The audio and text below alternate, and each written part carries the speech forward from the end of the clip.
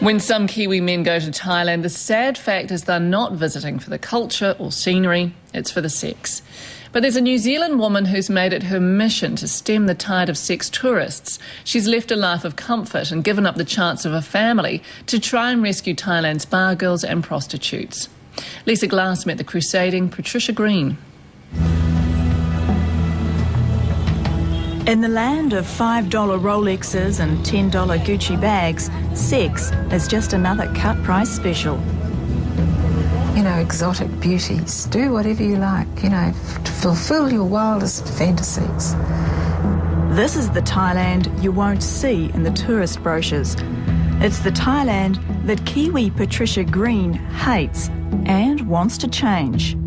Do you ever feel like just going up to these men and saying, shame on you? Oh, I feel like going punching their, you know, faces in, really. She's a nice, polite Kiwi lady, doing things you wouldn't expect. We're going to visit some of the girls in the bars tonight. Like dishing out condoms in one of the world's sex capitals. Hundreds of thousands of men flock to Thailand each year. Men you work with, your brother, your friend, for one reason.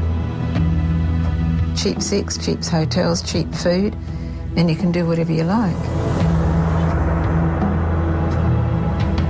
I don't know what it costs to have sex here in New Zealand, but I'm sure you wouldn't get it for $20. Maybe $20, maybe a meal, sometimes just a soft toy as payment. 15 years ago, Patricia had an idea. To give them a safe place, to give them a place where they could come in and they felt safe in opening up. Her plan to get prostitutes off the streets and out of the go-go bars was simple, a beauty shop. They have to be made up and so on to go to work and have their hair done. And so we're offering a service that they need. And so that's how the shop came about.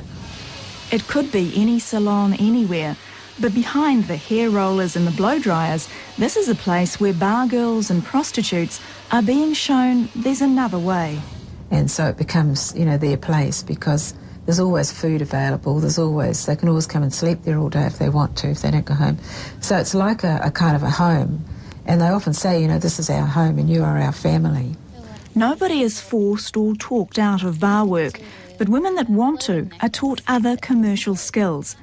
The biggest earner right now is jewellery. Wow, that's a nice one. These pieces sell for around 500 to 1,000 Thai baht, the same sort of money the women would earn for sex. Patricia's organisation, Rahab, began as a ragtag drop-in centre, but now draws volunteers from around the world.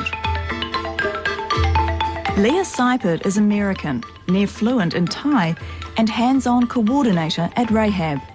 The people are very sweet and innocent, and they don't really know what they're getting into as they come to Bangkok to find work, and they don't realize that working in the bars eventually means they'll have to go into prostitution.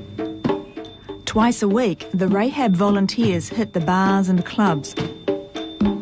As foreigners, they can get into places Thai locals can't. I've just seen some things I shouldn't have to see, that nobody should have to see. Men hurting women, men raping women. To see girls and women in that kind of trauma it sears you for life, but it does remind me of the importance of our work here. You know, that we've got to prevent that. We've got to get them out. Sometimes it's as simple as just buying a girl a drink, which buys her a rest, a moment when she's not for sale. It makes me angry when I see some of the ways that some of the men treat the girls, particularly in the bars. Most of the women and girls were lured from northern provinces on the promise of work. Some were sold by desperate families. Hope to get to these women when they've been through so much? Just a lot of love.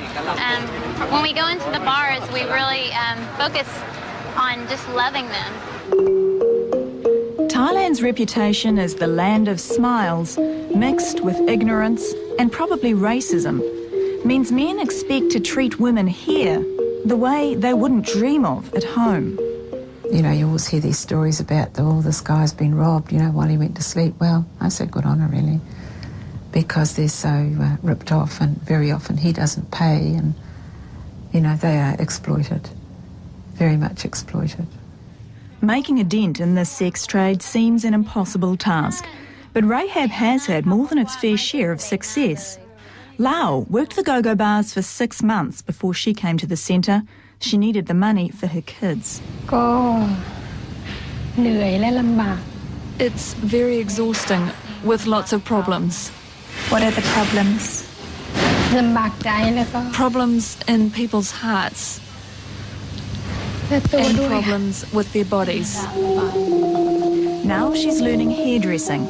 Rahab does rely on donations, but sales of handcrafts mean the women are paid a salary. And it is a transformation. You get to sit here and watch girls go from darkness into light, and you get to watch their faces change and their whole personalities change.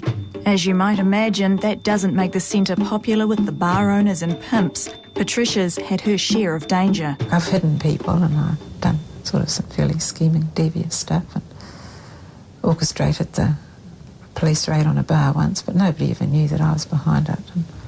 Her passion to help others has come at a cost. She's sacrificed income, safety, even a family. What does your New Zealand family think of your work? I don't have any family at all. But there was one girl who captured Patricia's heart. I have something that's very, very exciting for me. I have a Thai adopted daughter. Growing up, Wal spent much of her time with Patricia at Rahab. The experience had a huge impact on her. And she just always had that desire, just to see the women changed, and so that's what they're doing. And for me, that's that sort of thing that makes me want to cry, really. How's Patricia influenced you? Influence.